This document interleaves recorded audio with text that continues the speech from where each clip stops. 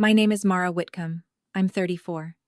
Last Thanksgiving, my father hung a restored family portrait over the fireplace and left my face out of it. My stepmother tapped the dark corner where I used to stand and said, "Now it finally looks like a real family." Then my father asked me to pour coffee for the buyers coming to see the house. He did not look at me. I set the pot down. I straightened the crooked frame. But here's what my father didn't know. The restoration report for that portrait carried my married name. That is the reason I'm sitting here telling you this, because some edits are not meant to stay hidden. If you have ever been made invisible at your own family table, stay with me, and subscribe if you believe dignity should outlast humiliation. Let me take you back to the first time I understood my father's new family had room for everyone except me. I was 10 the first time that portrait meant anything to me. My mother stood behind me in the front room of our house in western Massachusetts and turned down the collar of my blue dress. She had paint on one thumb. She always did. My father kept telling the portrait artist that he wanted the house in the background, because he had just finished restoring the west porch and wanted it remembered. My mother told him the house could wait. "Get your daughter's face right first," she said. My mother could love a room, a garden, a silver frame, and an old piece of wood. But she never let an object outrank a person. Her name was Anne, and she believed old things deserved care because people had touched them before us. My father believed old things deserved care when they raised the value of a property. Those two beliefs looked similar from the outside. They were not. The portrait was finished that spring. In it, my father sat in the chair by the fireplace. My mother stood behind him, with one hand on his shoulder, and one hand at my back. I stood beside her, too serious for a child, holding a small book I had not read yet. For years, that painting was not just a painting. It was proof that I had once been placed where everyone could see me. My mother died when I was 12. Ovarian cancer took her quickly, and my father handled grief the way he handled a cracked foundation. He covered it, priced the house around it, and told everyone the structure was sound. By the next fall, Denise was coming to dinner on Sundays. By the next Christmas, her children had stockings on our mantel. No one announced that my place had changed. That would have sounded cruel. Denise was too careful for cruelty that left fingerprints. She called me mature, she called me helpful, she called me easy. When adults call a child easy often enough, what they usually mean is that the child has learned not to ask for much. In that house, I was never thrown out. I was simply placed wherever the family photo did not reach. Denise's two children got new paint in their bedrooms before they moved in. Mine stayed the same pale yellow my mother had chosen, because Denise said it would be wasteful to redo a room when I was already so independent. At dinner, Denise served everyone from the table. She handed me the extra plates and said, "Mara knows where everything goes." It sounded like praise. It was a job title. My father heard it all. He did not always agree out loud. He did something worse. He let her sentences stand. The first time Denise moved my school picture from the mantel to the hallway bookcase, I waited for him to notice. He walked past it 3 times that night. On the 4th pass, he set his keys beside it. Years later, at my college graduation, he missed the first half because Denise's son had a soccer banquet with the whole family. When he arrived, he brought grocery store flowers still in plastic. He kissed my cheek and asked where he should park. That was how Denise worked. She did not slam doors.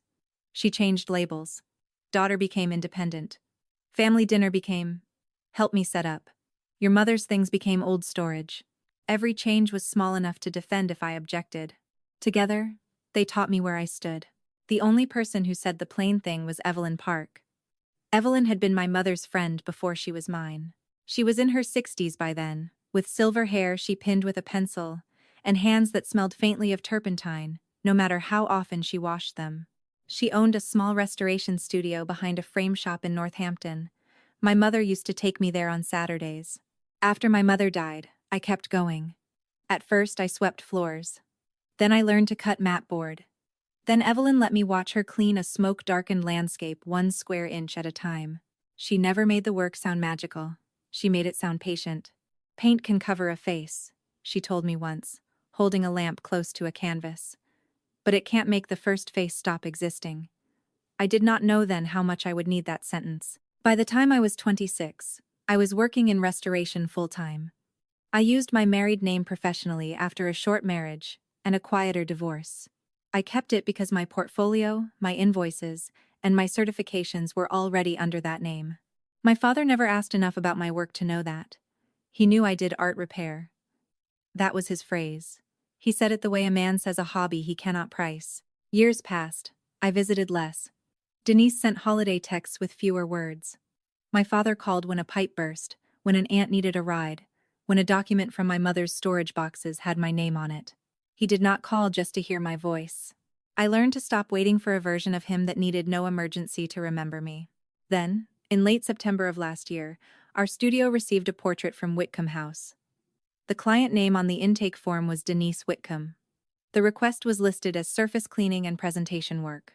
Evelyn had retired by then, but the studio still kept me on certain old family portrait jobs because I was good with overpaint. I opened the file on a Tuesday morning and saw my childhood last name staring back at me. I asked my supervisor whether there was a conflict. The form named Denise as the client. The work was routine. The portrait was already in our possession. I was not approving a sale. I was documenting what the paint already showed. The first photograph stopped me. My mother's hand was still there at my back. My small, serious face was still there beside her.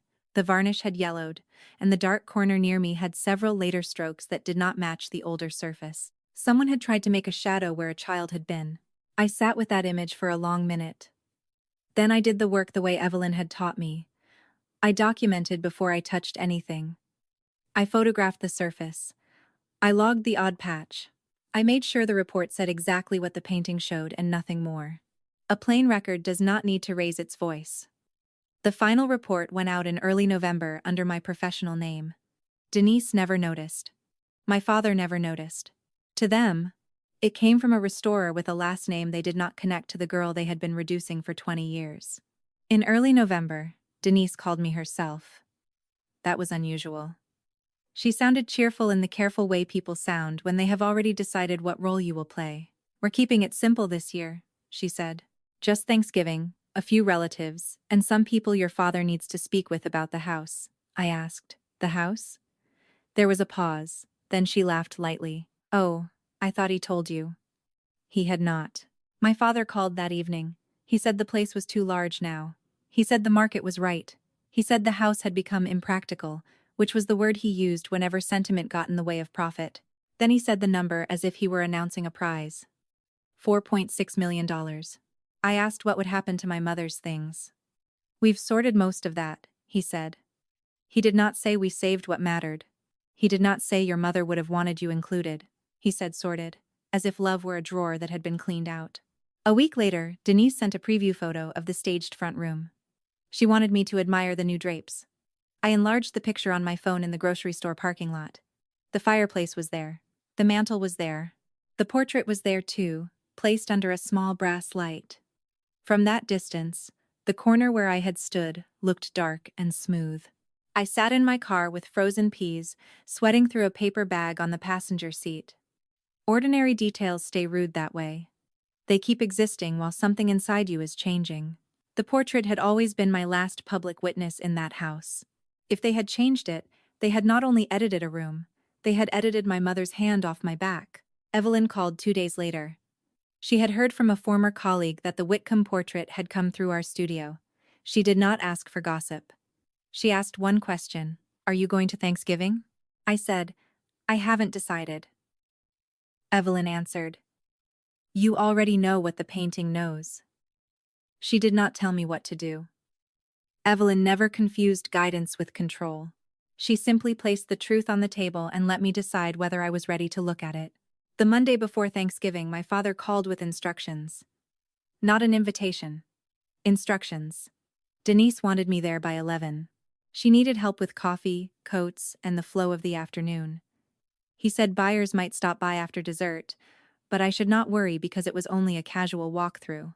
Then he added, "We're keeping it simple this year." There it was again. Simple. The word had begun to mean a table without my place, a portrait without my face, a sale without my questions. I told him I would come. My voice did not shake. That surprised me. It may have surprised him too, because he rushed to fill the silence. "Good," he said. "Denise will appreciate it." He did not say I will. After we hung up, I opened the restoration file one more time. I printed the surface photograph. I printed the image that showed the old figure beneath the newer paint. I printed the final report with my professional name at the bottom. Then I placed the pages in a plain cream envelope and slid it into my work bag. I did not feel brave. Brave is too clean a word for what I felt. I felt tired in a straight-backed way. I had spent most of my life hoping my father would turn toward me without being forced. That week, I finally understood that some people only look at what is put directly in front of them. On Thanksgiving morning, I drove to Whitcomb House, with the envelope on the passenger seat. The trees along the road were bare. The radio played a cooking segment about cranberry sauce. I remember that because ordinary things have a rude way of continuing when your life is about to divide itself in two. I parked behind Denise's SUV. Through the front window, I could see movement in the dining room. Someone was carrying flowers.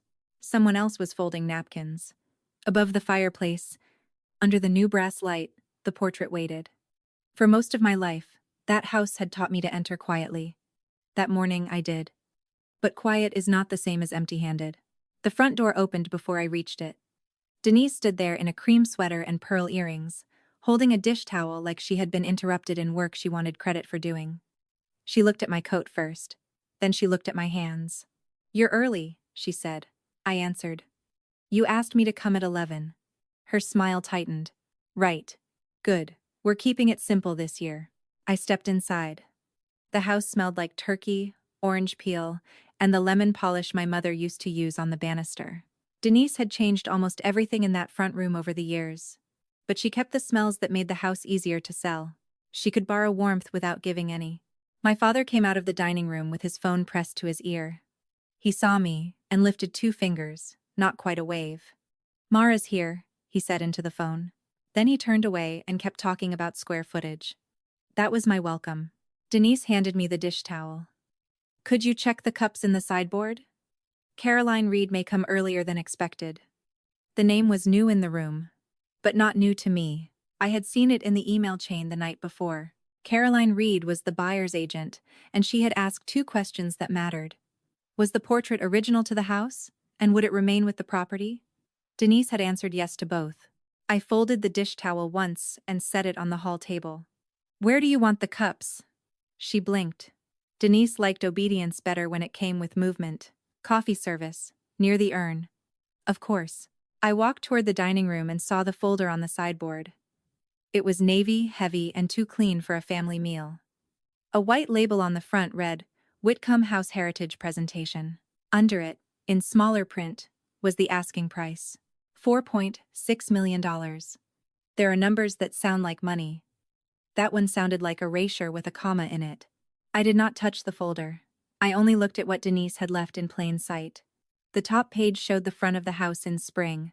The second page showed the fireplace. The third showed the portrait, lit from above, described as an original family portrait restored for the sale. Restored. That word sat there like a polished lie.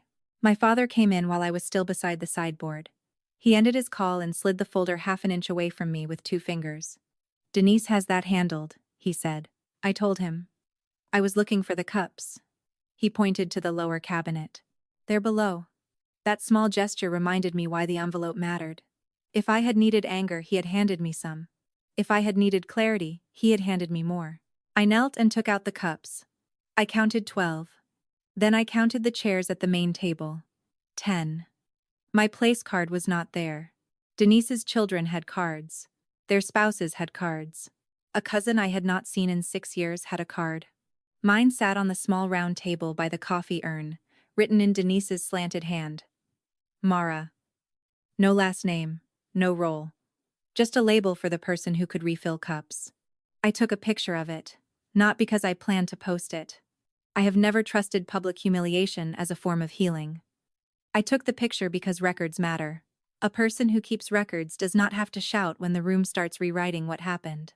In the kitchen, Denise was arranging rolls in a basket. She asked, "Did you find everything?" I said yes. She did not look up. "Wonderful.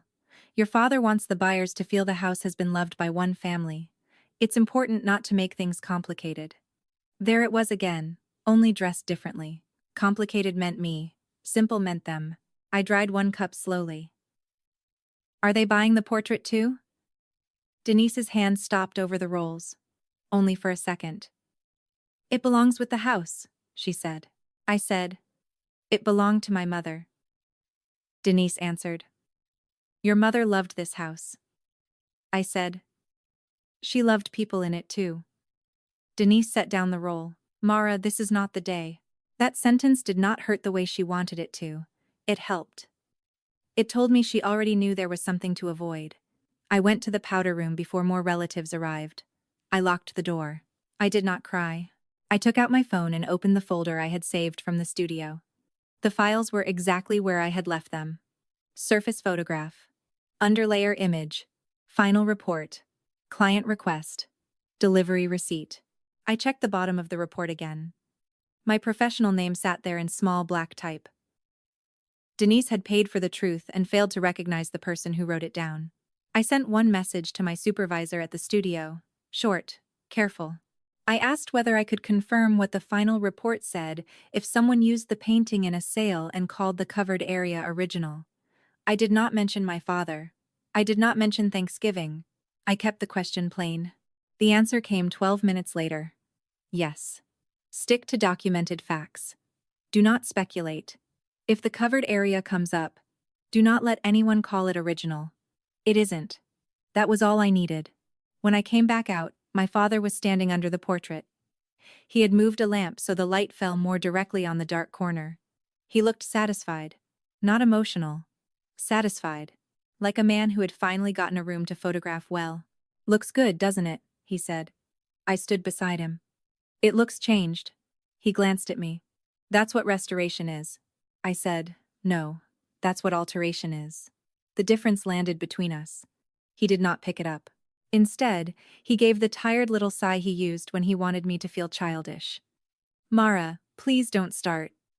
I almost laughed. Not out loud, just in the small private place where a person keeps the last usable scrap of humor. I had spent years being told not to start conversations other people had already finished without me. "I'm not starting anything," I said. He looked relieved too quickly. By noon, the house filled. Denise's daughter came in with her husband and 2 children.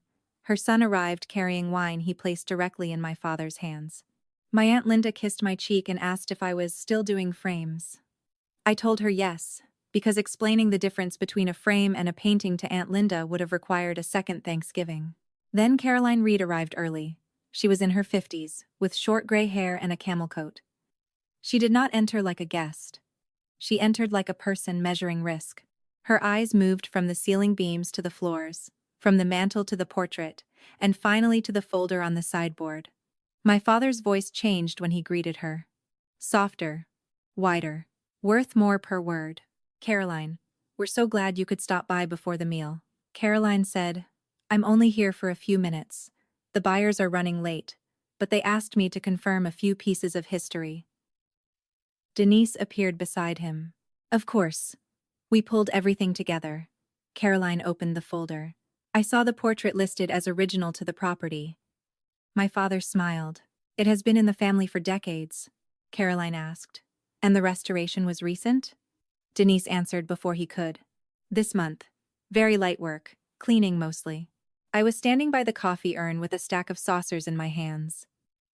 I set them down one by one. Not fast. Not loud. Just enough to keep my hands from closing. Caroline looked toward me. "Are you family?"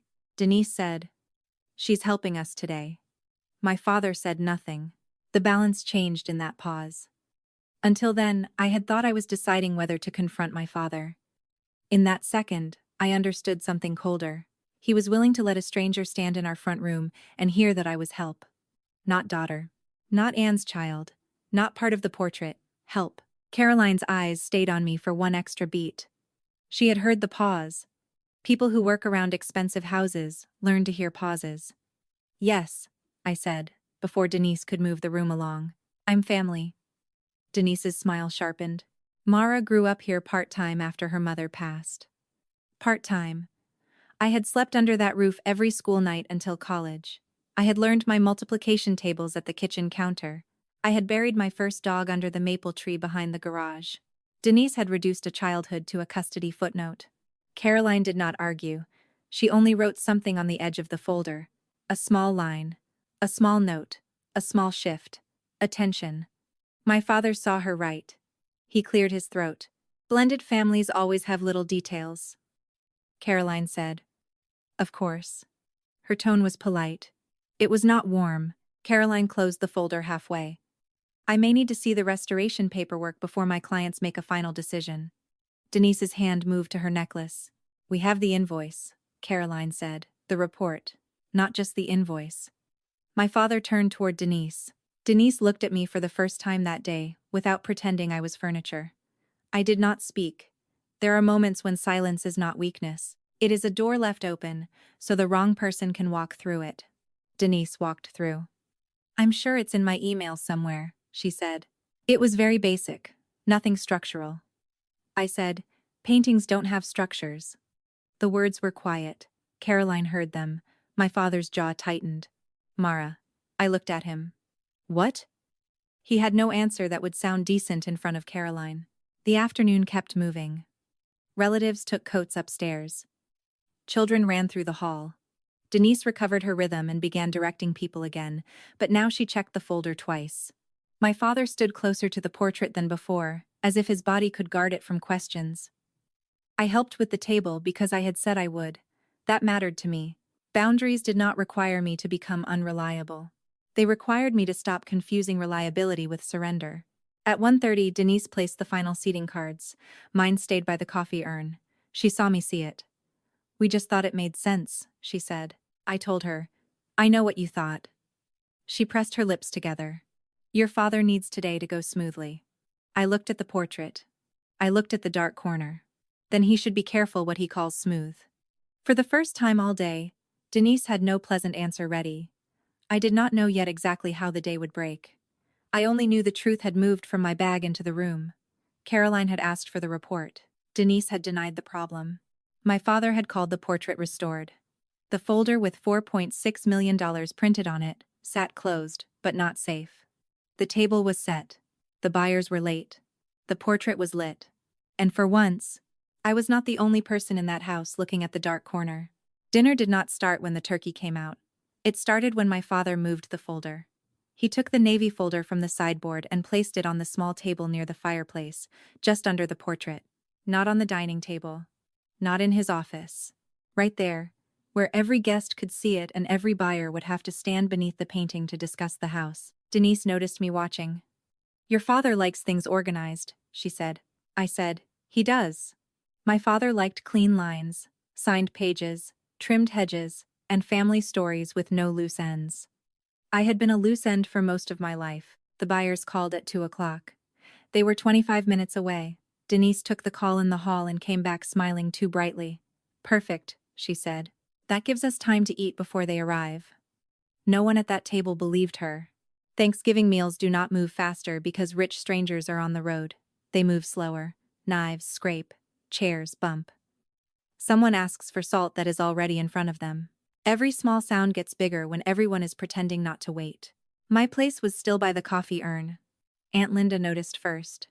She was my father's older sister, and she had the bluntness people forgive in women once they pass 70. Why is Mara over there? Denise reached for the gravy boat. We had to make the seating work, Aunt Linda said.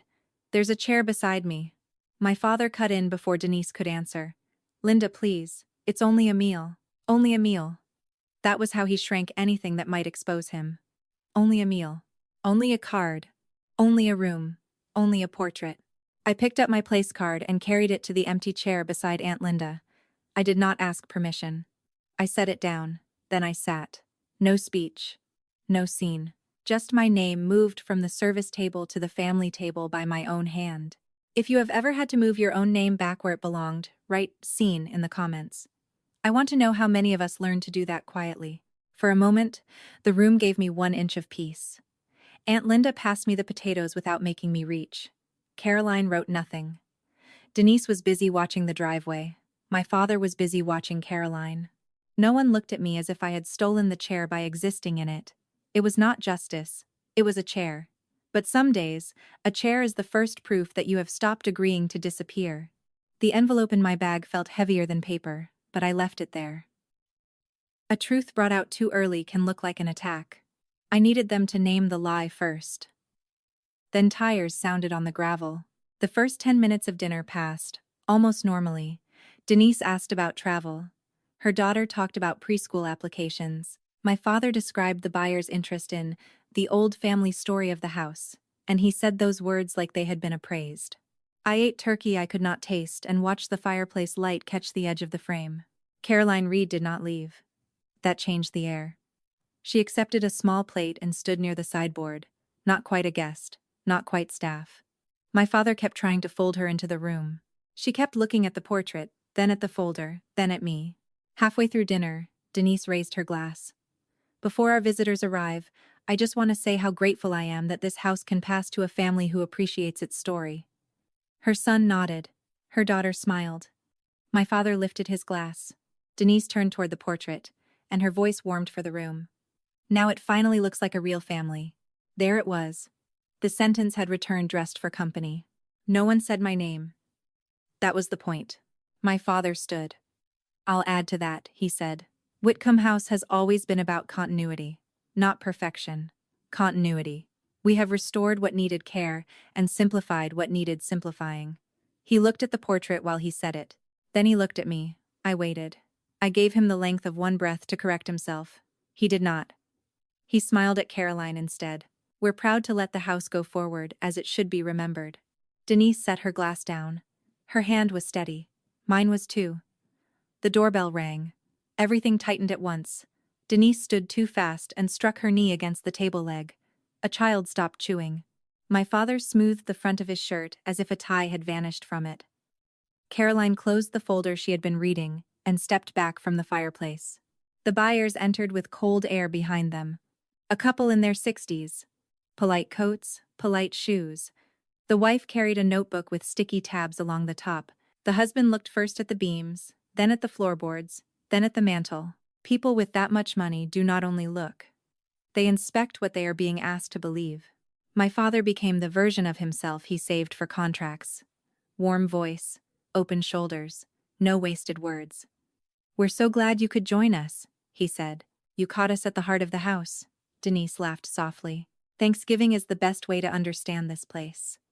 I almost admired the nerve of that. Almost. Caroline introduced everyone.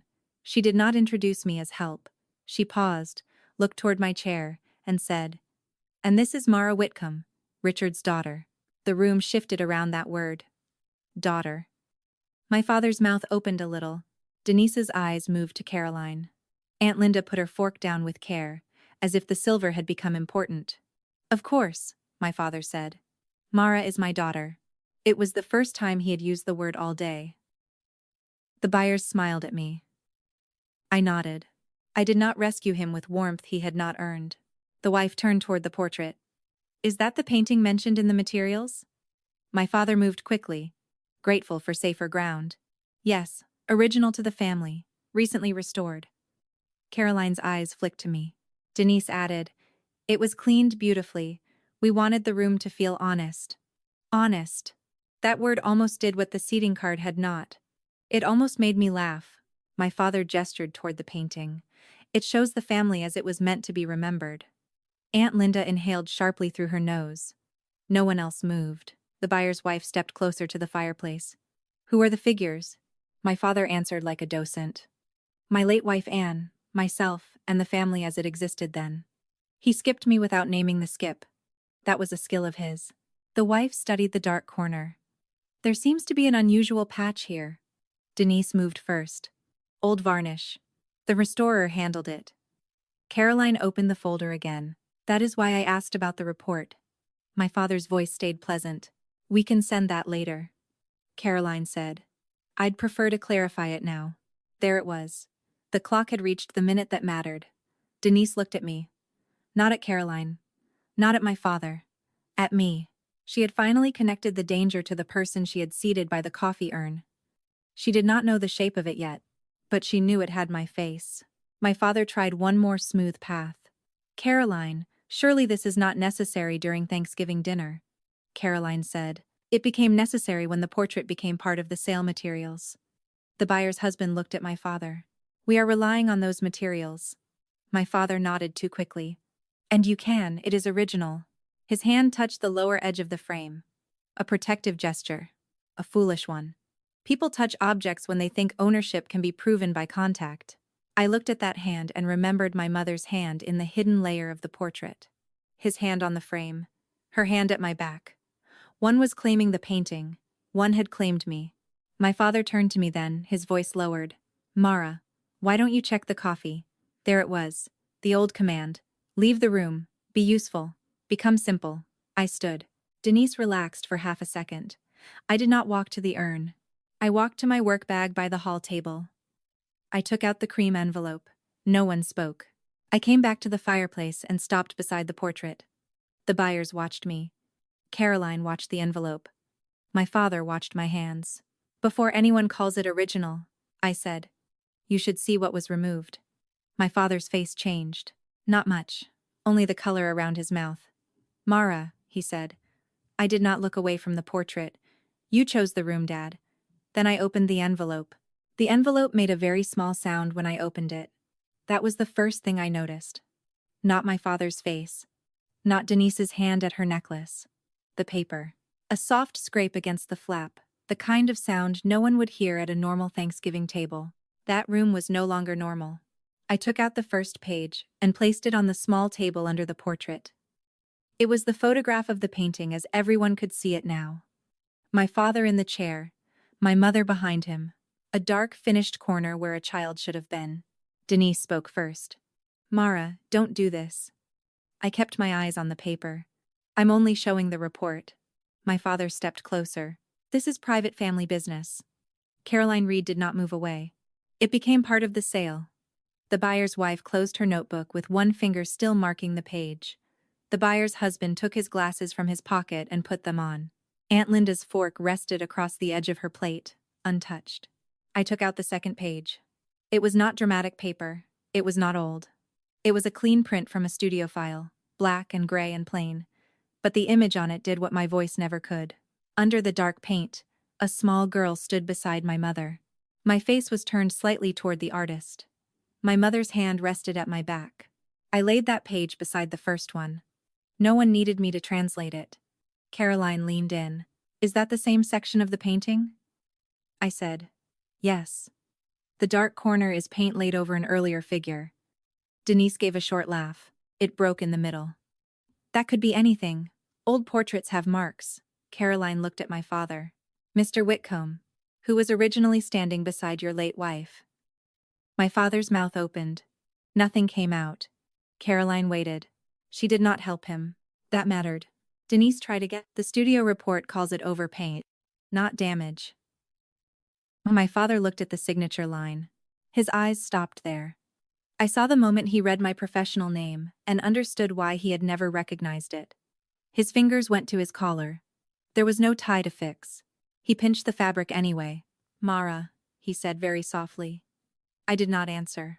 The buyer's wife stepped closer to the 2 pages. She looked from the print to the portrait, then back again. Her hand went to the base of her throat. That's you? I said yes. Aunt Linda pushed her chair back. The legs scraped once against the floor. Anne painted that child into the family, she said.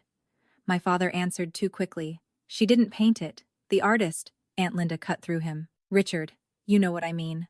Denise's glass tipped against her plate. Cranberry-colored water spread into the white tablecloth. She did not reach for a napkin. She kept staring at the page with my face on it, as if the child under the paint had done something impolite by surviving. Caroline took the navy folder from the table near the fireplace. She opened it to the page with the portrait description. Then she set it beside the report. Your materials say this painting was restored this month, she said. But this report shows a person was covered. That is not the same story. My father found his business voice. It was restored. Caroline tapped the second page once. Not honestly. The buyer's husband looked at my father. Was this disclosed? My father looked at Denise. Denise looked at me. That was the wrong direction. I was not the person who had made the truth disappear. Caroline said, no, it was not disclosed. The folder closed. It did not slam. Caroline only brought the cover down and pressed her palm flat on top of it. That was enough. A contract does not always die with a shout. Sometimes it dies when a careful woman closes a folder at the right table. My father's face changed then. The color drained first from his cheeks, then from his lips. He looked smaller without the house speaking for him. "Caroline," he said, "we can correct the language." The buyer's wife shook her head. "The language is not the issue." Her husband lifted the 2 pages and held them side by side. He did not hold them high. He held them just far enough for my father to see the child under the paint and the empty corner above it. "This was intentional," he said. My father swallowed. "It was an aesthetic decision." Aunt Linda made a sound that was almost a laugh and almost something sharper. Denise finally grabbed a napkin and pressed it into the spill. Red water climbed into the paper and stained her fingertips. I looked at my father. "You paid to make your daughter look like a shadow, then invited buyers to admire the room." My voice stayed even. I am proud of that. Not because calm made me better than him. Calm made the sentence harder to move. He turned on me then. Not loudly. He knew better in front of Caroline. You have no idea what it took to hold this family together." Caroline gathered the sale packet, the portrait page, and her notes into one stack. "My clients will not proceed today," she said. The buyer's wife looked at the portrait again. Her mouth tightened. "We're done," she said. Not a court order. Not a speech. A woman with the money to buy the house deciding she would not buy a family story built on a covered child. The husband nodded once. Caroline slid the folder back toward my father. Denise whispered, "This is absurd." Aunt Linda stood and went to the fireplace. For a second I thought she was going to touch the portrait, but she did not. She touched the edge of the printed image instead, right where my mother's hand rested behind me. "I remember that dress," she said. "That was the warmest cut of the day." My father looked at the print, really looked. His eyes did not stay on the dark corner this time. They moved to my mother's hand, then to my face as a child, then to me. I had wanted that look for years. I had imagined it as recognition. I had imagined it would feel like being found. It felt like watching a man arrive late to a house that had already burned.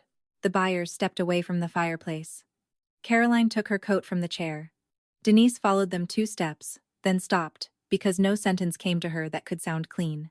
My father did not follow. He stood under the portrait, between the covered child on the wall and the uncovered child on the table. For once, he had no place to put me. I slid the report back into the cream envelope. I left the 2 images on the table. The room needed to keep looking at them a little longer. Then I picked up my place card from beside Aunt Linda's plate. The ink had smudged at one corner where gravy touched it. It was a cheap little card, but it had my name on it. I folded it once and put it in my coat pocket. My father watched me do it. "Mara," he said. I turned at the doorway. He looked at the portrait again. And when he spoke, his voice had lost all the polish. "I didn't think it would matter this much." That was his confession. Not enough. Not close. But honest in the ugliest way. I said. That was the problem. Then I walked out of the front room before anyone could ask me to pour coffee. The house did not sell.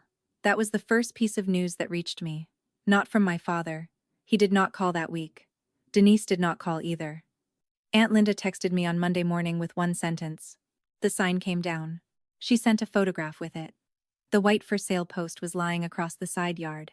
Its metal arm folded like a broken elbow. 2 men in work jackets were loading the staging chairs into a truck. The brass lamp over the portrait had been turned off. Through the front window, the fireplace looked plain again. $4.6 million did not vanish like thunder. It left in smaller sounds. The buyers withdrew in writing. Caroline Reed sent a clean email that said the sale materials did not match what the room had shown. My father lost the private showing, the pending offer, and the leverage he had been bragging about since November. The broker removed the lockbox from the side door. The staging company sent a second invoice. The photographer canceled the reshoot Denise had already planned. He also lost Denise's favorite sentence. "We still have other interested parties." After what happened at Thanksgiving, nobody wanted to be the next person standing under that portrait. People with money can forgive old plumbing. They are less patient with a seller who edits a child out of a family painting and calls it heritage. Denise lost something too. For years, she had been the woman who made the house look effortless. After Thanksgiving, she became the woman relatives called before believing any family photograph. Aunt Linda told me Denise tried to remove the portrait from the fireplace the next day. My father stopped her. I do not know whether he stopped her for the right reason. I only know the portrait stayed up. By the second week, the house had gone quiet in the way expensive houses go quiet when a deal dies. No open house flowers, no shoe covers by the door, no glossy folder on the sideboard. My father still owned the property, but the story he had tried to sell with it had been ruined in front of the exact people he needed to impress. That mattered to him. I knew it did, because men like my father understand money faster than absence. The first message from him came 9 days later. It was not an apology. Not really. He wrote, "I wish you had come to me privately before embarrassing everyone." I read it in the parking lot outside my studio. A client's damaged landscape was in the back seat, wrapped in brown paper. The paper had a tear at one corner, and I kept looking at that tear while my thumb hovered over the screen. For a moment, the old training returned. Explain.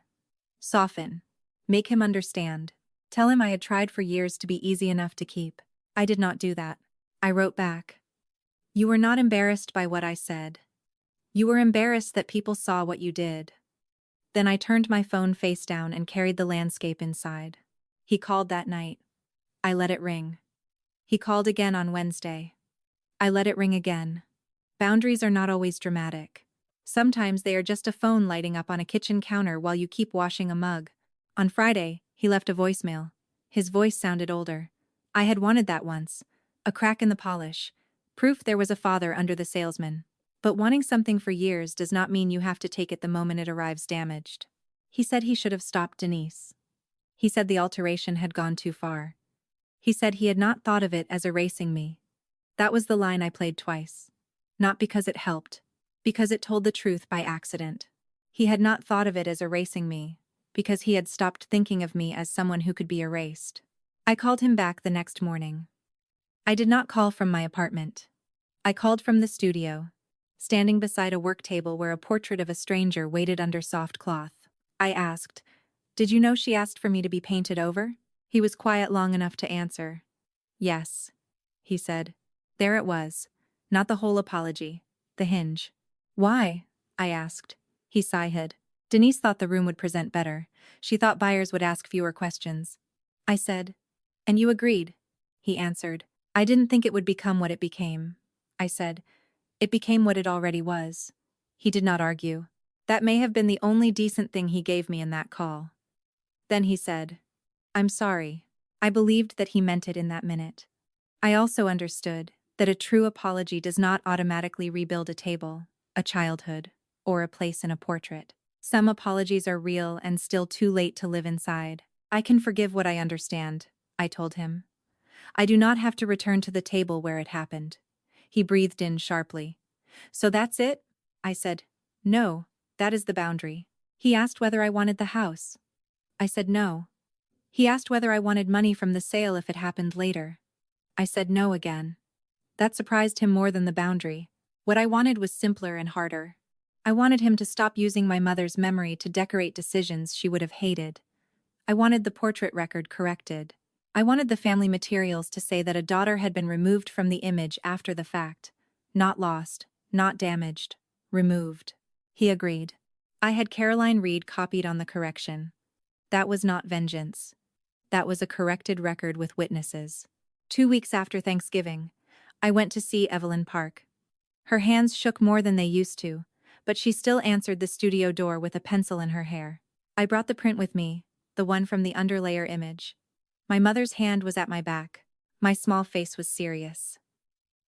The dark paint was gone in that version. Nothing was beautified. Nothing was softened. It was only the truth. Flattened onto paper. Evelyn laid it on her work table. She did not cry. Evelyn was not a woman who spent emotion where attention would do. "There you are," she said. That was all. It was enough. I had the print framed in simple walnut. No gold, no brass light, no heritage label. It hangs in my apartment now, above the narrow table where I drop my keys. People who visit sometimes ask if it is my mother. I tell them yes. I do not always explain the rest. I no longer feel required to turn every wound into a guided tour. My father still owns Whitcomb House. For now. The new listing, when it finally appeared months later, did not include the portrait in the sale materials. The front room was photographed from a different angle. The fireplace looked bare. It was strange how much smaller the house looked without a lie holding it up. Denise sent me one card in March. No return address. Inside, she wrote that she hoped we could move forward as a family. She did not say real family. I noticed that. She also did not say daughter. I did not answer.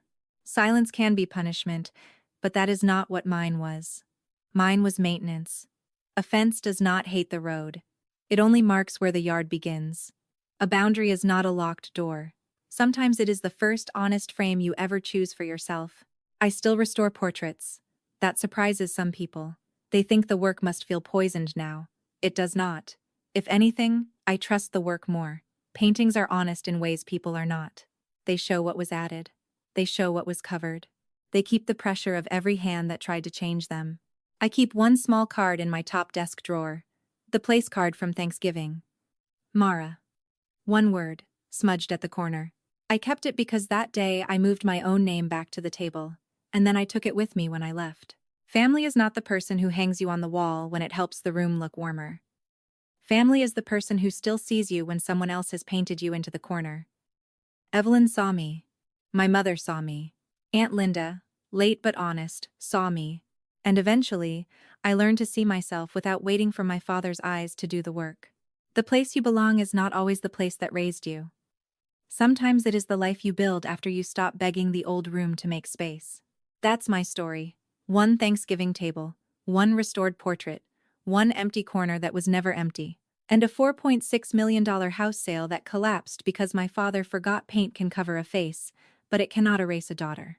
If you have been treated like the extra child, the difficult child, the child from before, I want you to hear me. You do not have to become smaller so a family picture looks cleaner. You do not have to keep pouring coffee in a room where your name belongs at the table. Share this with someone who needs to remember they are not erased. Tell me in the comments what object, photograph, or place finally helped you see the truth. And subscribe if you want more stories about quiet dignity, hard boundaries, and the day a hidden truth finally steps into the light.